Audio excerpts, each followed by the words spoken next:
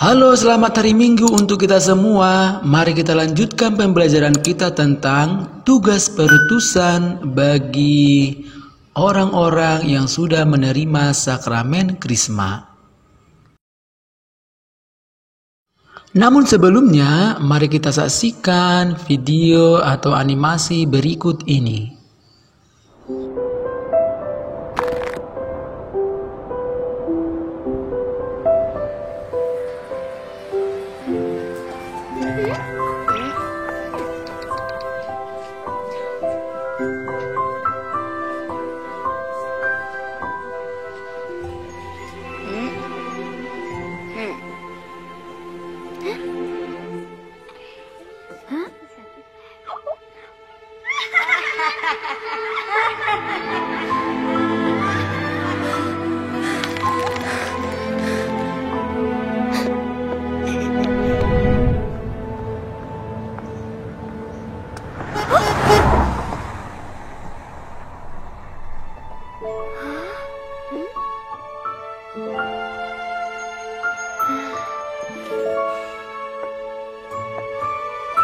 Hey!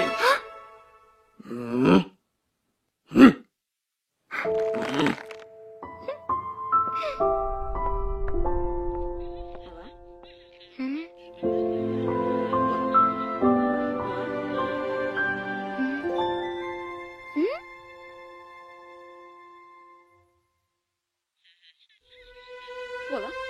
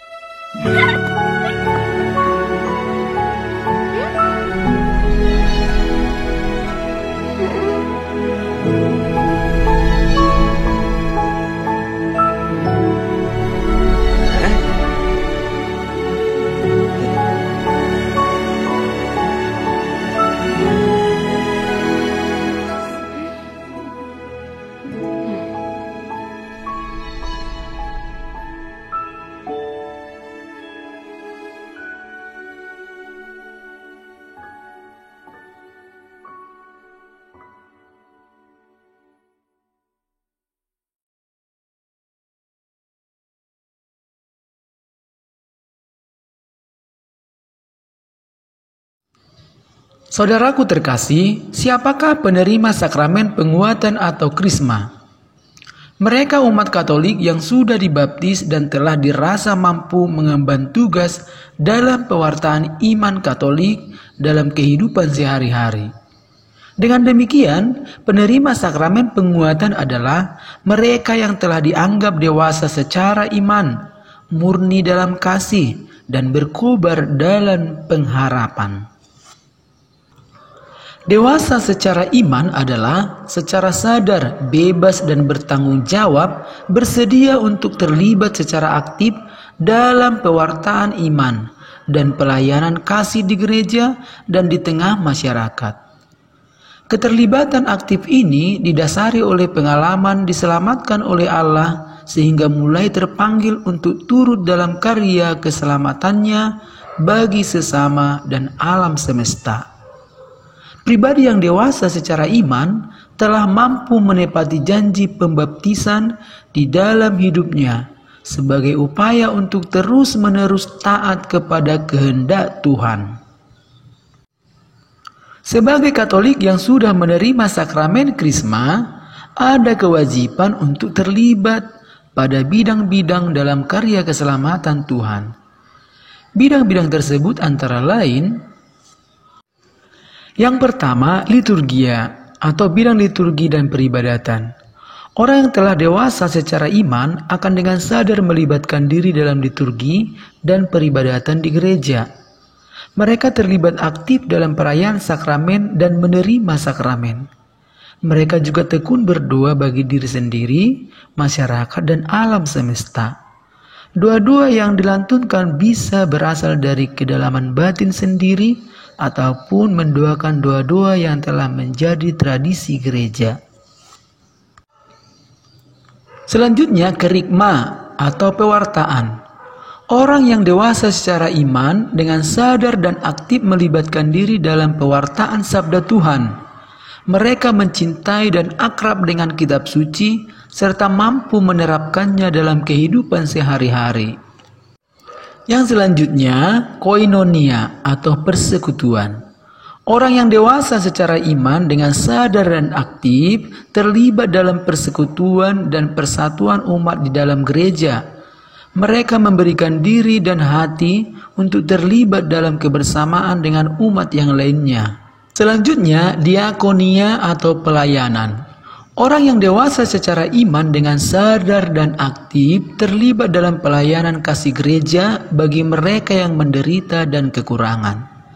Mereka bersedia untuk menolong orang-orang yang memerlukan seperti orang sakit, orang miskin, orang yang tersingkir, dan sedang berada dalam masalah serius. Selanjutnya, martiria atau kesaksian.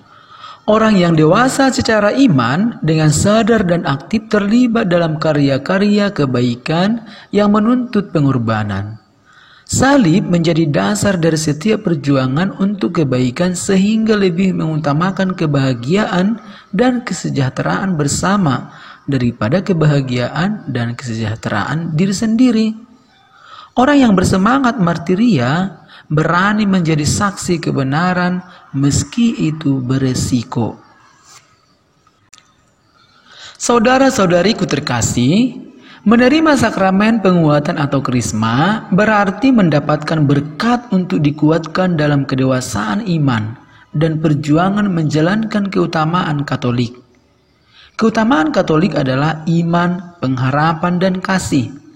Dengan demikian, mereka yang menerima sakramen penguatan akan dikuatkan oleh Roh Kudus melalui pengurapan Bapak Uskup untuk semakin beriman, teguh dalam iman, semakin tulus dalam mengasihi, dan tidak pernah menyerah dalam memperjuangkan kebaikan. Nah, apa itu karunia-karunia Roh Kudus? Karunia-karunia Roh Kudus adalah disposisi tetap yang membuat kita mudah mengikuti ilham Roh Kudus. Karunia-karunia Roh Kudus itu ada 7.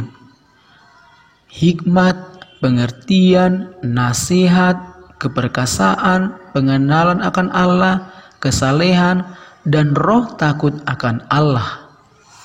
Sedangkan buah-buah roh itu adalah kesempurnaan yang dibentuk dalam diri kita sebagai buah-buah pertama kemuliaan abadi. Apa-apa saja itu? Buah-buah roh adalah kasih, sukacita, damai sejahtera, kesabaran, kebaikan hati, kebajikan, kemurahan hati, kelemah lembutan, kesetiaan, kesederhanaan, penguasaan diri, dan kemurnian.